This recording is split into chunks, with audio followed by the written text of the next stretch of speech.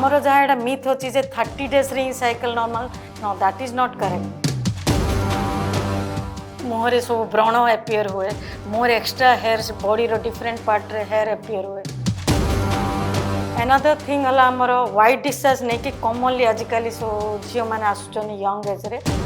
किंतु जदि after 1 year of menses caseation हला पर जदि गोटे पेशेंट ब्लीडिंग करके आसला कैंसर सस्पेक्ट करके तार इवाल्युएशन करे।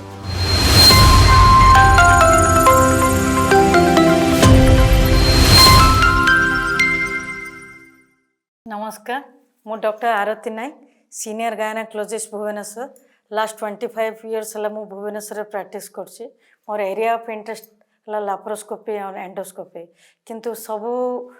कंप्लेन कि पेशेंट आम पाखु आसती डिफरेंट एज रे डिफरेंट कंप्लेन आसती मेनली यंग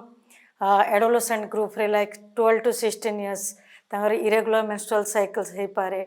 साइकिल्स टाइम रे पेन हो पारे साइकिल्स टाइम रे एक्सेसिव ब्लीडिंग हो पारे व्हाइट डिस्चार्ज कंप्लेन नहीं यूजुअली आसती। तो इरेगुलर मेंस्ट्रुअल साइकिल रो कॉज कौन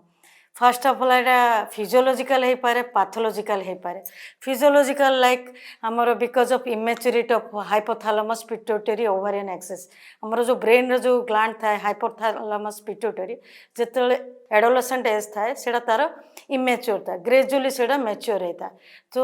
ड्यूरिंग एडोलेसेंस फेज रे साइकिल्स इरेगुलर मेंस्ट्रुअल साइकिल्स हुए। एंड अनदर थिंग है साइकिल्स आमर 20 to 35 days रे हेले नॉर्मल आमर जहाँ मिथ अच्छी 30 days रे cycle normal no that is not correct. 20 to 35 days भितर जदि होची साइकिल ता नॉर्मल कौन मेनोरेजिया माने कौन जदि जनकर एक्सेसिव ब्लीडिंग हुए किंबा ड्यूरेशन ऑफ फ्लो माने मोर देन 7 days जदि तार ब्लीडिंग होची आमे ताको मेनोरेजिया को।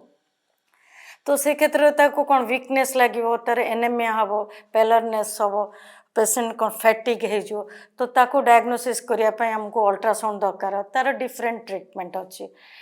सिमिलरली डिस्मेनोरिया कौन साइकिल्स टाइम रे तार पेन रो कारण तो some extent pain is normal माने physiological during this adolescent phase किंतु एक्सेस पेन जदि होची ताल ताको डॉक्टर को कंसल्ट करिया पड़ो। फिजियोलॉजिकल पेन रो कारण कौन बिकॉज सीडी कौन होची हमर यूट्राइन मसल रो कंट्राक्शन होची यूट्रस आकर लिगामेंट मींस यूट्रस टा हमर पछाड़े गोटे लिगामेंट द्वारा अटैच होची ड्यूरिंग दिस मेंस्ट्रुएशन सेटा ट्रैक्शन हो सो से टाइम रे तार पेन हुए। एनदर थिंग है आमर व्हाइट डिस्चार्ज नहीं कि कॉमनली आजिकल सो झील मैंने आसुचन यंग एज रे तो तार भी कज है फिजियोलॉजिकल मीन्स नॉर्मल कज कि पारे कि पैथोलॉजिकल कज। नॉर्मल कज कौन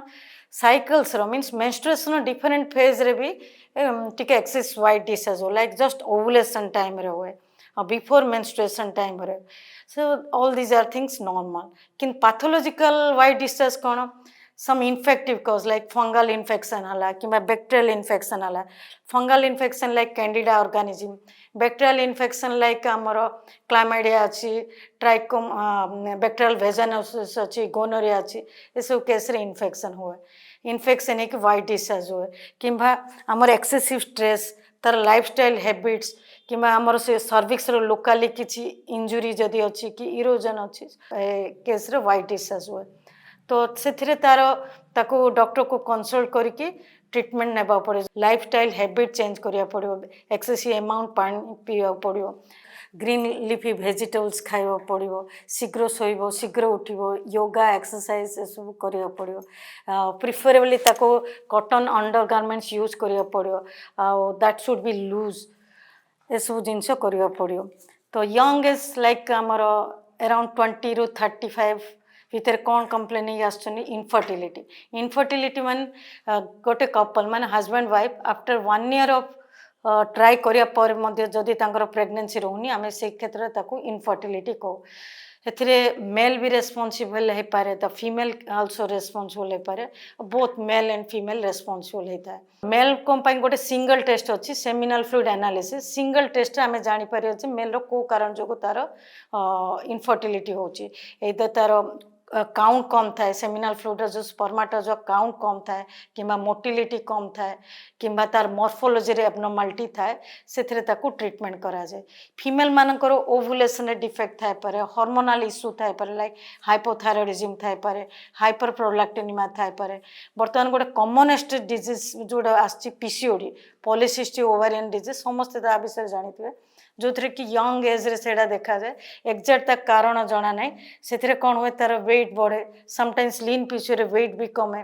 तार कौन जे साइकल्स इरेगुलर हुए मुहरे सब व्रण एपियर हुए मुहर एक्सट्रा हेयर बॉडी रो डिफरेंट पार्ट रे हेयर एपियर हुए तार प्रेगनेंसी रखियार असुविधा हुए से डायबिटीज भी हुए और लेटर हाफ लाइफ रे तार endometrial cancer because of endometrial hyperplasia भी हुए तो पीसीओडी क्षेत्र रे माने इनफर्टिलिटी हुए जोड़ापी ताको डॉक्टर को कंसल्ट करिकी प्रेगनेंसी पई चेष्टा करबा को पड़िबो तो इनफर्टिलिटी रो ट्रीटमेंट कौन तो फास्ट आम सिंपल आम ताको मेडिसिन दो मेडिसिन रे तार प्रेगनेंसी पई चेष्टा करूँ जदि आमर किछि ट्यूब रे किछि ब्लॉक अच्छी तर ट्यूब टाको खोला जाए किंबा यूट्रस घर भितर समटाइम्स गोटे ट्यूमर थाए से ट्यूमर टाको बाहर करी मध्य आम प्रेगनेंसी पई चेष्टा करूँ सिंपल मेडिसिन द्वारा जदि प्रेगनेंसी रोनी जदि मेल पार्टनर रो किछि डिफेक्ट अच्छी कि माने आमर स्वामी स्त्री संपर्क रखार किसी असुविधा होची से केस इंट्रायूट्राइन इनसेमिनेशन भी करा जाए आईवीएफ भी अच्छी इनविट्रो फर्टिलाइजेशन जोड़ा कि हस्बैंड रो वाइफ रो सो एग स्पर्म ने कि एम्ब्रियोटा बाहर तैयारी करा जाए से एम्ब्रियोटा को वाइफ रो यूट्रस भितर ट्रांसमिट करा जाए sometimes donor egg donor sperm मध्य यूटिलाइज करा जाए जतले हस्बैंड वाइफ निजर एग निजर स्पर्म प्रोडक्शन करिया कैपेसिटी कमी जाए समटाइम्स आईवीएफ मध्य जदि फेल हुए भी आईवीएफ रो इक्सी भी अच्छी गोटे इंट्रासाइटोप्लाज्म स्पर्म इंजेक्शन सेटा मध्य ट्राए करा जाए ये सब फेलियर हेले हमें एडॉप्शन सजेस्ट करूँ बर्तमान बर्निंग टॉपिक है एंडोमेट्रियोसिस कौन मेनली से यंग रिप्रोडक्टिव एज रे देखा जाए अराउंड 35-40 मध्य देखा जाए सेटा से माने कौन माने कंप्लेन करी आसंदी साइकिल टाइम रे सीवियर पेन ब्लीडिंग भी हुए बैक पेन हुए और प्रेगनेंसी रखिबार असुविधा हुए सो एथिरे कौन हुए नॉर्मली यूट्रस आमर जो थे कि छुआ रहे तार 3टा लाइनिंग थाए endometrium myometrium perimetrium during cycles time रे कौन से एंडोमेट्रियम बॉडी रो डिफरेंट पार्ट रे माने लाइक आउटसाइड यूट्राइन कैविटी रे जाके डिपोजिट हो जाए लाइक आमर ओवर रे डिपोजिट हुए जोड़ा कि चॉकलेट सिस्ट कराए यूट्रोसैक्रल लिगामेंट रे डिपोजिट हो जाए बैक पेन कराए बावल माने तार झाड़ा करिया कष्ट हुए ब्लाडर रे जाइकी माने यूरिनरी ब्लाडर रे भी जाइकी से डिपोजिट हुए तार मोस्ट इंपोर्टेंट जिनस तार severe back pain cycle time रे पेन हुए और तार प्रेगनेंसी रहे असुविधा हुए सो ए क्षेत्र तार ट्रीटमेंट डिपेंडिंग तार रिक्वायरमेंट जदि तार इनफर्टिलिटी अच्छी फास्ट ताको मेडिसिन द्वारा चेष्टा करा जाए न आईवीएफ चेष्टा करा जाए न लाप्रोस्कोपी सर्जरी करके तार प्रेगनेंसी पाई चेष्टा करा जाए देन मेनोपॉज माने जनकर मेंसेस बंद हो जो केतल मेंसेस बंद हो जो जेतल तार ओवरियन एक्टिविटी कमी जाए सो से टाइम रे तार इस्ट्रोजन हार्मोन कंसंट्रेशन कमी जाए फॉलिकल स्टिमुलेटिंग हार्मोन गोटे कंसंट्रेशन बढ़ी जाए तार मेनोपॉज है मेनोपॉज रे तार कौन जॉइंट पेन हुए लॉस ऑफ स्लीप हुए इरिटेबिलिटी हुए तपर हॉट फ्लसेस मन ताको बहुत गरम लगे इरिटेबिलिटी डिप्रेशन ए सब जिनस हुए एनादर मोस्ट इंपोर्टेंट इश्यू होला ड्यूरिंग मेनोपॉज आमर मेलिग्नेंसी मीन्स कैंसर माने गर्भाशयर कैंसर लाइक सर्वाइकल कैंसर हो पारे endometrial cancer ovarian cancer different age even young age रे भी देखा जाए यंग रिप्रोडक्टिव एज रे भी देखा जाए लेट एज रे भी देखा जाए तो सर्वाइकल कैंसर एंडोमेट्रियल कैंसर को जानिया पहले आगुरी आमर स्क्रीनिंग करा जाए like cervical cancer screening test सब अच्छी जोड़ा कि हम कहते पाप्समियर टेस्ट आ गोटे ह्यूमन पापिलोमा भाइरस स्क्रीनिंग टेस्ट पाप्समियर आम कौन करूँ यूट्रस घर मुह माने सर्विक्स रु आम जस्ट गोटे धातुटा डिस्चार्जटा पाप्समियर कलेक्ट करूँ जदि आम से आमको किसी सस्पेक्ट कर माने हाई रिस्क केस आम ह्यूमन पापिलोमा भाइरस जो भाइरसटा कि कैंसर सर्विस कराए सेटा ही सेटा को डायरेक्ट डिटेक्ट करा जाए जदि आम से सस्पेक्ट करछु आम डायरेक्ट एंडोमेट्रियल बायोप्सी किंबा सर्वाइकल बायोप्सी और एंडो सर्वाइकल बायोप्सी रे आम कन्फर्म करूँ। तो आम वंस जानला परे ऑंको सर्जरी डिपार्टमेंट आम गायनिक रो गोटे ऑंको सर्जरी डिपार्टमेंट अच्छी सेठारे को रेफर करूँ। बर्तमान ह्यूमन पापुलोमा भाइरस वैक्सीन भी आ जाइए लाइक कैंसर सर्विस को प्रिवेंट करने तार जदि आम ताकू 12 to 14 इयर्स रे आमे जदि ताकू दो तार 2टा डोज आसे गोटे 2 मंथ इंटरवल रे किंतु जदि आमे ताकू एट द एज ऑफ 26 अता ऑनवर्ड्स दो तार 3टा डोज अच्छी 0, 1, 6 माने मीन्स आज जदि नेला जणे तार 1 मंथ पर आउटे तार 6 मंथ पर ताकू दिया जाए। सो सेडा कि माने main virulent strain of like human papilloma virus रो टाइप 16 टाइप 18 ये सब स्ट्रेन को प्रोटेक्शन दिया जाए। पोस्ट मेनोपोजल ब्लीडिंग करके मेजोरिटी पेशेंट भी आसंदी। पोस्ट मेनोपोजल ब्लीडिंग कौन माने मेनोपोज मीन्स जनकर मेंसेस बंद हो जाए किंतु जदि after 1 year of menses cessation हला पर जदि गोटे पेशेंट ब्लीडिंग करके आसला से क्षेत्र रे आमे ताकू